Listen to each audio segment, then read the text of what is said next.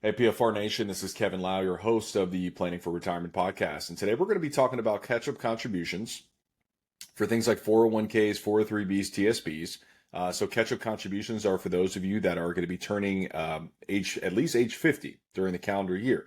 And for 2025, they just released the numbers. They just released the numbers for 2025. So we're going to break those down. But then also there's a new provision via the Secure Act 2.0 that is going to come into law at the beginning of 2025. So this applies to those who are turning ages 60, 61, 62, or 63 in the year 2025. So pay attention if this applies to you, because this could help move the needle to get on track for saving for retirement. So without further ado, why don't we jump into the whiteboard? Okay, so we just talked about the catch-up contribution and who it's for. Generally speaking, it's for folks that are over the age of 50, okay? So first, why don't we break down the 2025 contribution limits, because those did change slightly for especially 401k plans, 403bs, TSPs, 457 plans.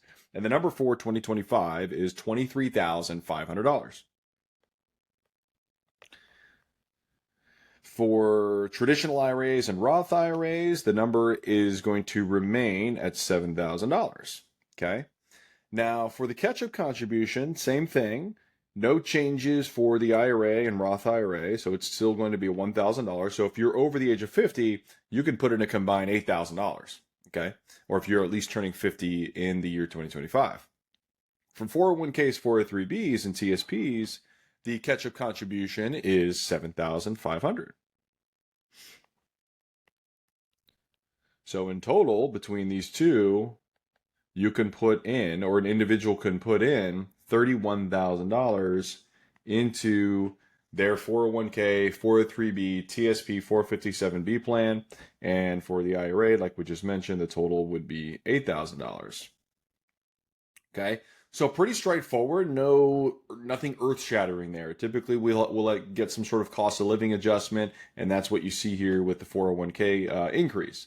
Now, one thing I will note, this just applies to employee contributions. This does not apply to employer matches. So if your employer is matching you $5,000 or $10,000, that will not apply to your employee limit. So this is for the employee EE contribution, okay?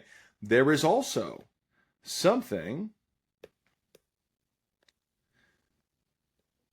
what we call the section 415C1A, I think it is. Basically, this is the defined contribution total limit. Okay. And that amount for 2025 is, what is it? $70,000. And we also have a $7,500 catch up. So in total defined contribution limit is $77,500. So if you're putting in $31,000 and let's say your employer is matching you, I don't know, the same. Let's say they're also putting $31,000, they're matching you dollar for dollar. That means you put in a total of $62,000 in that year. So you still technically have room for another $15,500. And sometimes this can be accomplished in terms of the max contribution via some sort of profit sharing contribution or even after tax contribution that could then be converted into a Roth 401k or Roth 403b or Roth TSP. So very powerful strategy. I did a video on this before. It's called the after tax mega or the mega after tax backdoor Roth 401k contribution or something along those lines. And essentially that allows for additional dollars over and above your max contribution of $23,500 to be contributed on an after-tax basis. But the key is if the plan allows for it, you can then turn around and convert those dollars into the Roth bucket. And now you can have more dollars going in tax-free regardless of your adjusted gross income. So pretty cool. All right, so what we're going to really key in on, the big change for 2025 is that the Secure Act 2.0 kicks in for several things that are going on, and one of which is this super catch-up contribution.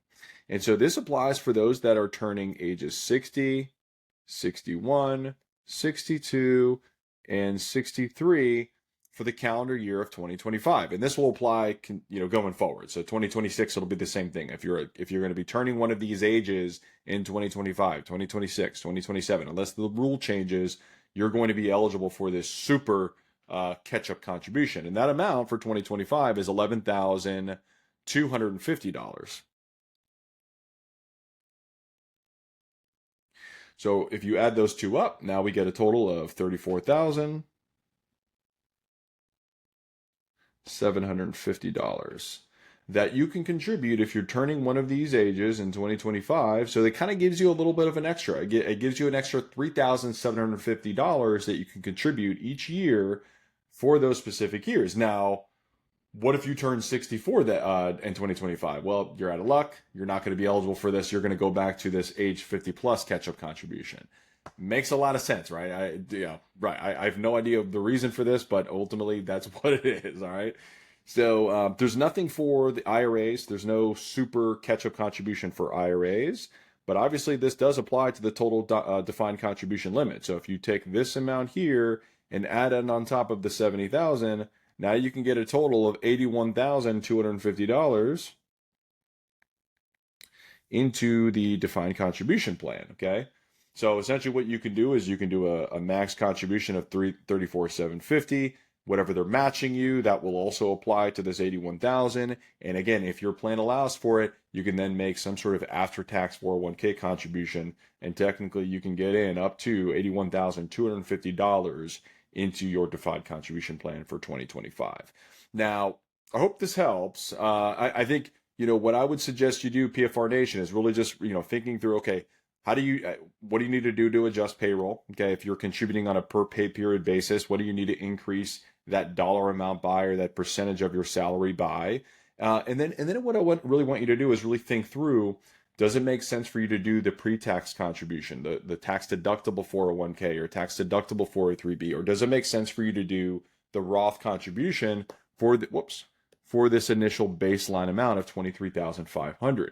This is a really big deal, okay? Trump just won the presidency, and it looks very likely that he's going to control both the Senate and the House.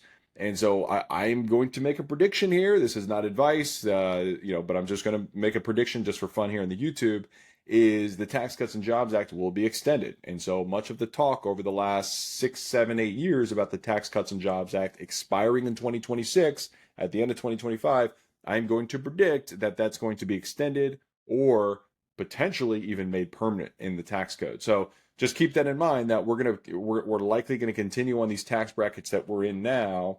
And so thinking through, does it make sense for you to deduct those contributions? Does it make sense for you to pay the taxes now? And I wouldn't necessarily think through what tax changes are going to be from a legislative perspective. I would be really thinking through, what is your taxable income? How is that going to adjust over time? Let's say you're going to retire in 3 years or 4 years, and your income is going to go way down. And let's say you're at the 32% bracket right now, or the 24% bracket right now. Maybe it makes sense for you to deduct those contributions today, let those dollars grow tax deferred, and then when you retire and your wages go to zero, your taxable income goes way down, now you could potentially unlock some of those dollars via Roth conversions, okay, or simply distributions from those accounts. And ultimately that would be applied at a lower tax bracket given you're retired. So thinking through those things is going to be super, super important when you're deciding on whether or not to make pre-tax versus after-tax contributions. All right, PFR Nation, I hope you found this helpful. If you did, make sure to like the video, and of course, make sure to subscribe to the channel so you don't miss out on our Whiteboard Fireside Chats, as well as our podcast that we're coming out with every other week. So until next time, PFR Nation, this is Kevin Lau signing off.